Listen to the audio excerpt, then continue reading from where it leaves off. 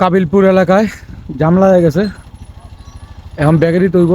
আসলে এখানে স্টিলের ব্রিজটা অনেক পুরনো একটা ব্রিজ। একটা গাড়ি যেতে পারে সিঙ্গেলভাবে, ডবল কোনো গাড়ি যেতে পারে না।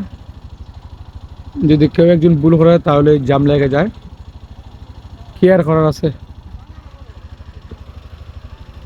রাস্তাও খুবই ভাঙ্গা। ইকরাম হবিগঞ্জ টু ইকরাম রোডটা অনেক ভাঙ্গা। এখন আশা করি যাবে।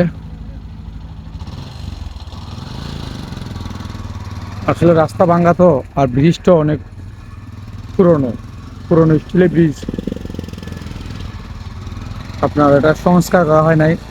বাংলাদেশে অনেক ব্রিজ তো পরিবর্তন হয়েছে, স্টিলের ব্রিজগুলো ভেঙে পাকা ব্রিজ করা হয়েছে, বড় বড় করা হয়েছে, কিন্তু এটা আর পরিবর্তন করা হয় নাই। এটা হচ্ছে কাবিলপুরের ব্রিজ, কাবিলপুর কাবিলপুর। আর এই গ্রামের নাম জানি কি তো, গ্রামের নামটা হচ্ছে আমার মানে এই নকলাব দাফাই আপনার কাবিলপুর আর কি। এই আমরা যে গ্রামটা আইছি এই নিশনপুর বলে, এটাকে বলে নিশনপুর, তো এটাকে নিশনপুর বলে।